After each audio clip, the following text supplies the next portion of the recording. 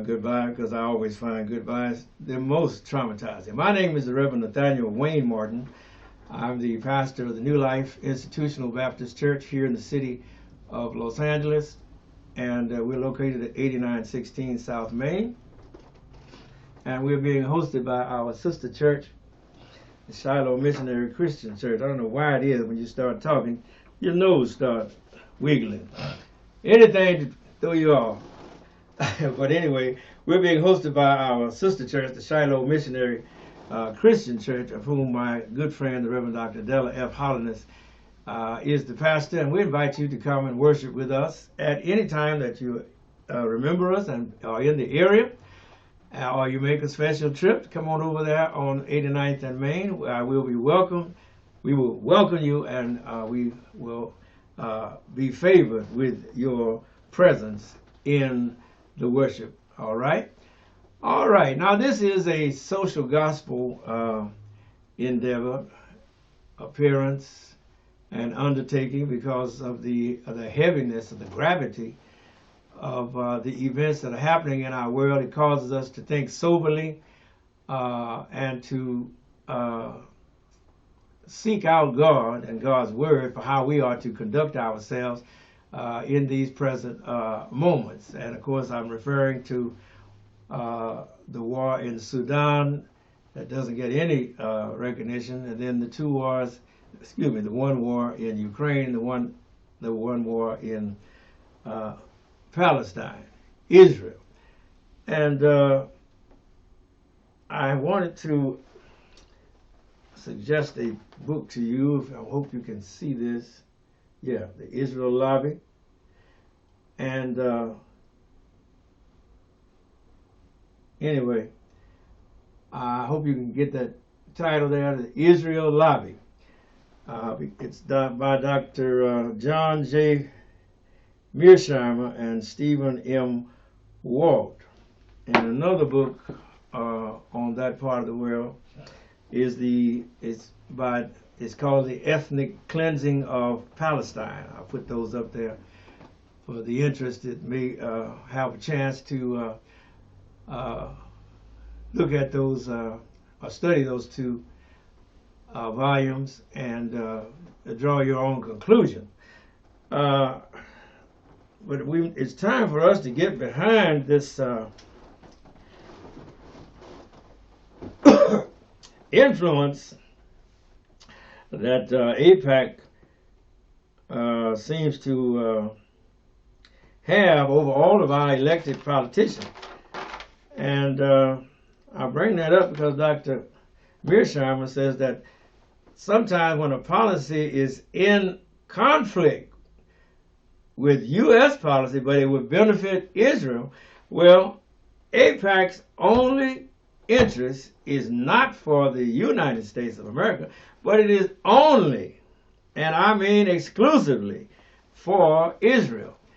And when it pays our politicians, their vote is not for what they pledge. You know, I pledge allegiance to the flag and to the government for which it stands, one nation under God, indivisible, with liberty. And it's not even to the constitutional vow that they took when they were sworn into office, which was to protect and defend, preserve, protect, and defend the Constitution of the United States of America. No. When these fellows get in office, men or women, their allegiance is no longer to the United States. Their allegiance is to Israel. And I became aware of this. Like I said, I was reading it. I don't know why I didn't always understand that, but you know, naive me. But we come to find out that in reality, a lot of our elected officials are not voting in the interest of the United States of America. It's because it would conflict with some other funding, for instance, that would benefit the nation of Israel. And I think it's about time that all of us woke up and to smell the coffee. I feel almost like I'm on the back of the bus and can't control where the bus is going. And from my point of view, that appears to be where the President of the United States is sitting. He doesn't control what's happening. Netanyahu is controlling the spread of this war. And please believe me, Netanyahu wants to expand this war into Iran, into Syria, into Jordan, even over into the Arab countries. His ambition knows no bounds. And again, I marvel at the leader of the free world, the most powerful man of the most powerful country on earth, being totally weak, feckless, to the point of impotence when it comes to controlling Netanyahu. And but again, we come back to the impact of the AIPAC. What does AIPAC do? Well, they are a lobby up on Capitol Hill, and they advocate for policies that favor Israel to our legislative and our executive branches of government. Okay, and it's the purpose of AIPAC, according to their own mission statement, is to spin positive public relations about Israel's atrocities or crimes wherever they are committed. You know, I spoke on another broadcast about how the Israelis bombed the good ship Liberty, and then bluffed Lyndon Baines Johnson not so well that he wouldn't make an issue of it and wouldn't report it in the official records of the country. A lot of it came out later, naturally, of course, as things do. But the Israel lobby is very, very powerful, very powerful. Seems that it seems to be guiding American foreign policy. And the reason why we got into a war in Iraq is not just because Dick Cheney, who had been formerly the head of escaping right now, Halliburton, but also it was the influence of, again, that Israeli lobby that sits headquartered in Washington, D.C., and looks out for the interests of Israel. Whether it's to the benefit of the United States or not, their mission statement is to do what's best for their country. And that answers a lot of questions about why they don't have no headquarters, or their major headquarters, in Germany. Why is their major headquarters here in the United States? Well, it's because this is the seat of power. It's the seat of world power. And if you can control Nancy Pelosi and Ted Cruz and Joe Manchin and Tim Scott and Cory Booker and Amy Klobuchar, you control the country. And that is amazing revelation to me. And as naive as I was about politics. And you'll be surprised how deeply the roots of the AIPAC and the purpose of, the title of the of AIPAC. The A means American, the I stands for Israel, the P is simply public affairs, and the A, again, public affairs, and the C is committee. In other words, it's the American Israel Public Affairs Committee. But it doesn't look out for the best interests of America. Its job is to look out for the best interests of what? Israel. And as I open up this discussion, our politicians, a lot of them are bought and paid for by the Israeli lobby. I was amazed. Ted Cruz is in over $1,482,806. He's that deep in the Israeli lobby. That's how they fund his campaign. And so it's no wonder that he speaks so to what I consider sometimes insanely. But in order to justify the Israel and to do Israel's bidding. And I found out Lindsey Graham is into the Israeli lobby, for lack of a better word, to the tune of $1,580,000. You hear me? And so that's why we can't get nothing done here at home. When we get ready to vote, we thinking these people we voted for are representing us, but they actually representing a foreign country. But you swear your allegiance to America. And I think it's about time we aired out all of this. Now there is a website, they call it the AIPAC tracker. Just type in AIPAC, AIPAC, and tracker, and it shows what our representatives, whether they be in the House of Representatives or whether they be in the Senate, what they are doing there, and who is and how much money AIPAC is contributing to their re-elections and to the funding of their campaign. It is no wonder that Cynthia McKinney some years ago was overthrown in her bid to seek another term in Congress after she fell afoul of the Israeli lobby. And they ran another black person, don't have their name before me, against her, and that black person won. Just like they ran Herschel Walker against Raphael Warnock. But whichever side won, now Raphael Warnock is in bed with the Israel lobby. I had it down here. Here it is. Almost $1 million. $928,850, which means that's why he can't speak out against the genocide that's going on in that part of the world, because he's bought and paid for by the Jewish lobby. Marco Rubio from Florida, $1,013,563.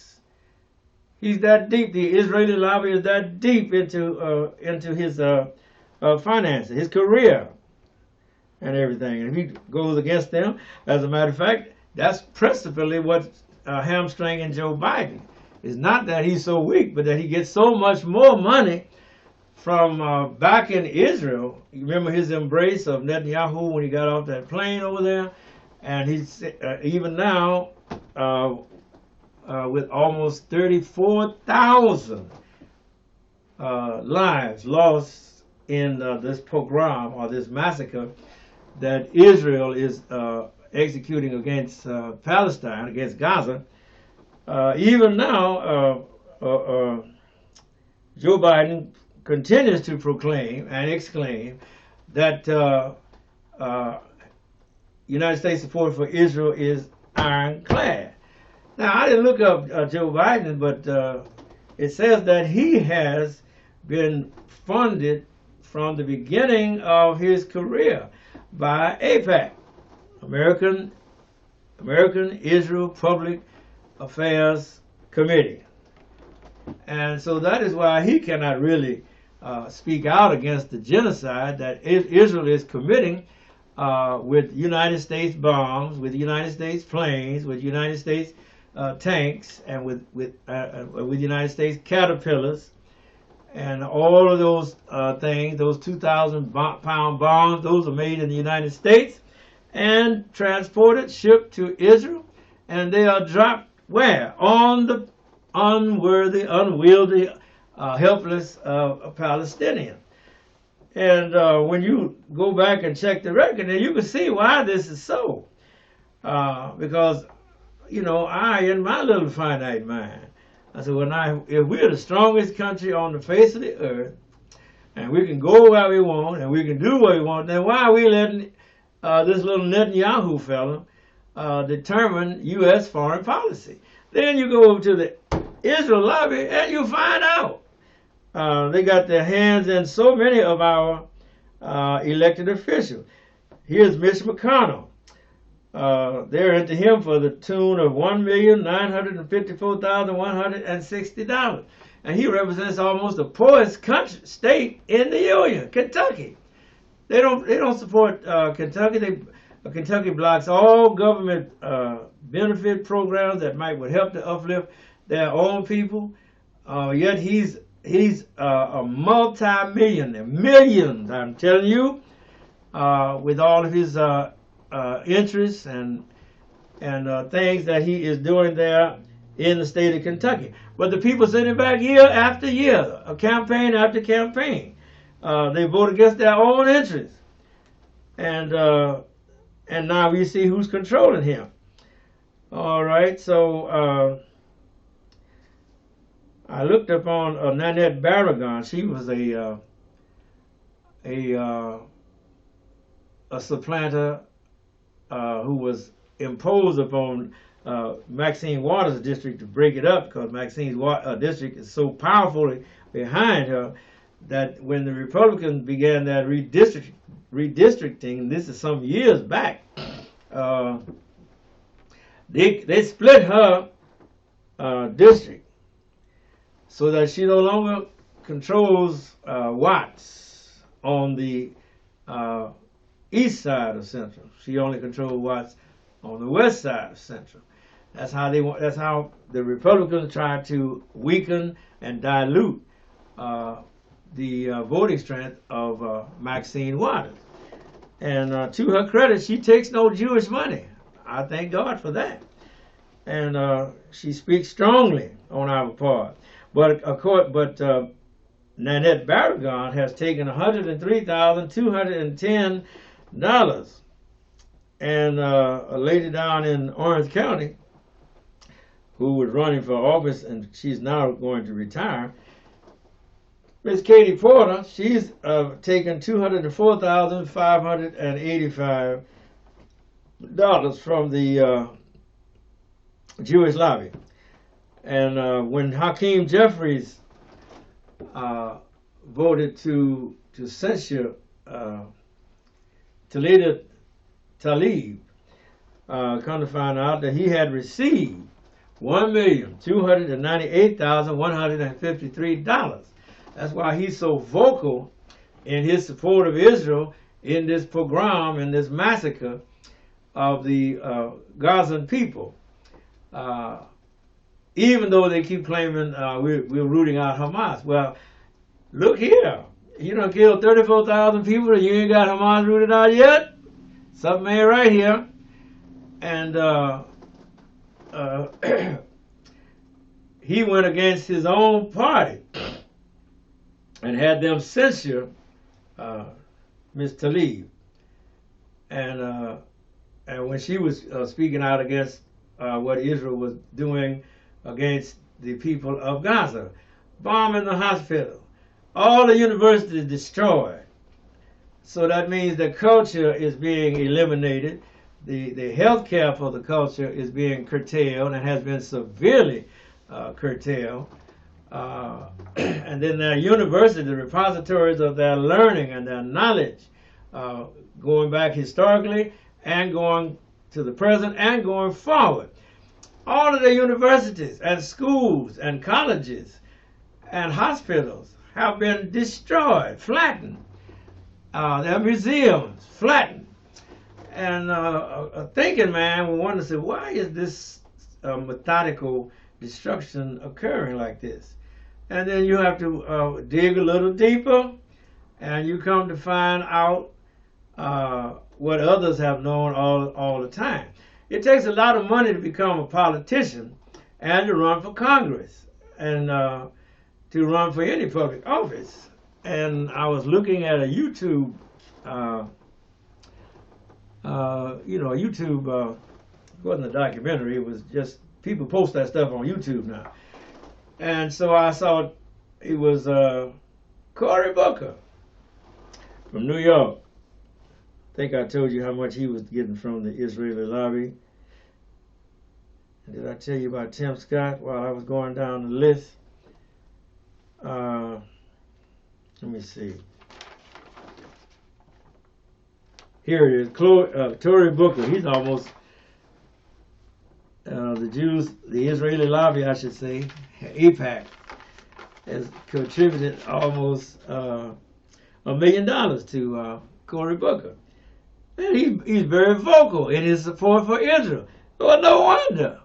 He's getting paid $750,727, and he represents the state of New Jersey. And he's always up on the camera and on the mic, vocally supporting Israel in its pogrom against the lowly Palestinians. And remember, the Palestinians have been suffering under Israeli control since 1948. Actually, before that, in 1945, but the Jewish state became visible or possible between 1947 and 1948, with David Ben-Gurion, but before that, Theodore Herzl and his crowd that wanted a Jewish state. And that's what they have over there now. They want me to come over there to see what they're setting up. But I couldn't live over there, meaning because they don't like my skin over there in Israel. And in fact, in business, they don't like my skin over in Ukraine. And there's not too many places I can go in the world where I would not be looked upon as an intruder, an interloper. Okay, did I tell you Tim Scott has received $378,896 from the AIPAC? And so when these fellas are up all the time, you need to check who's funding them. Somebody said follow the money, because these are the realities that we are confronted with when we tell our representatives, say, well, look, don't you see all of those people being slaughtered over there, being butchered, and the Israelis tell them, say, well, go south, and then give them a pass, and then they kill the aid workers that are following the rules that Israel imposed, and this atrocity, this war crime of killing the aid workers there in the World Central Kitchen the other week. Well, that stain is never going to go away. I guess that's what forced the hand of President Biden to say Israel was going too far. Well, my God, after 3,000 people were killed, it was going too far. And the South Africans took Israel before the International Court of Justice, and it was proven that it's a strong possibility. It is a plausible, that's what the word that they use, that Israel is committing genocide, and they were told to protect, preserve, prevent, and the innocent civilians of Gaza, and let them have health care and medical care and food. Because, all through the Bible, when these large countries would come against a smaller country, what would they do? They would first surround the country, and because in those days they had walls, and then they would set up a perimeter so that no food could get in, no supplies could get in, and the only way people could get out was that if they surrendered. And therefore it was a famine and a pestilence, as the Bible says. That has always been a tool, a tactic of war. It's not just the bombs and the tanks and the bulldozers and the airplanes and the bullets and the soldiers and their guns. No, it is thank you, sir, 5 minutes. It is the inability for people to feed themselves. It would be analogous to us here in the United States. You go to the projects, you go to Appalachia and places like that. Well, they're killing us here in Los Angeles with high prices for food. but at least you can buy some food. But you have to cut back on something else in order to buy this high-priced food that they're selling, and the food ain't even no good for you no more. Not to call the name of a brand of chicken that we like, but they don't even call what they produce chicken no more, because they have developed a scientific process where they grow the chicken from a chick, from the egg to the slaughterhouse, and the chicken never grow no feathers. So by law, that's not a chicken that we're eating. You better watch what you're putting in your mouth. Help me, Lord Jesus. And all these chicken wings that we like, you better watch that. You don't know what you putting in your mouth, because they are feeling they're growing their chicken with hormones, and growing with beef with hormones, and growing most of our pork with hormones. And so what we are consuming now is not really in the classic definition food no more, because it ain't like it used to be. When I was a child, we had a farm, you had chickens, and if you're going to eat a chicken, you get that chicken, you pick out the chicken you're going to eat and put him up in a coop, and you keep that coop clean, and you keep that chicken with water and the right kind of food until you get ready to kill that chicken. Now you had a fresh meat, clean meat, because you know what was in that chicken, because you did what? You fed it. You got him off the ground and kept the chicken coop clean. I used to get so mad I had to go out there and clean that chicken coop when I get home from school. But that's what you do back in the South when I was growing up. But these days, you don't know where your food is coming from. There is no small mom and pop farmers out there now. It's all Merck, Bank of America, Wells Fargo, American Express. They are your farmers. They are the ones that are doing our farming, and they are the ones that are putting our food on our table. We don't know where our food is coming from now. But of course, I'm straying away from my original tenet, prospect, which was to look at the Israel lobby. But as I get ready to wind this down, as I must, I encourage you to look behind the propaganda. Don't be taken in other words, by the propaganda, and look and see what's happening.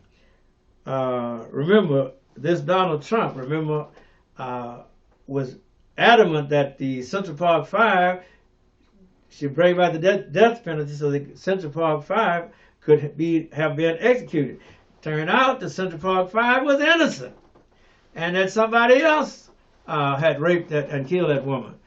And thanks be to God, those boys are still alive and were alive enough for the DNA to prove that they were innocent. But of course, they had served 13 years, all of them. They were underage when they were arrested by the police, and the police coerced them into making confession, just like they always did black people, not just in New York, but all over the country, because they would beat you so bad or torture you so much, you sign anything just to stop that pain. Dr. Yusuf Salam, who was one of the Central Park 5, is now a city councilman in the same city where Donald Trump said that they should be hung. Thank God for Jesus. Anyway, as I wrap up, I'm telling you, as I always tell you, if you are working on a job and they don't want to give you a decent salary, don't want to pay you, look at you quizzically on payday, if they don't want to pay you, don't waste your career, don't waste your energy, don't waste your valuable life. If they don't want to pay you, don't work for them. All right? Thank you, Doc. We're out of here.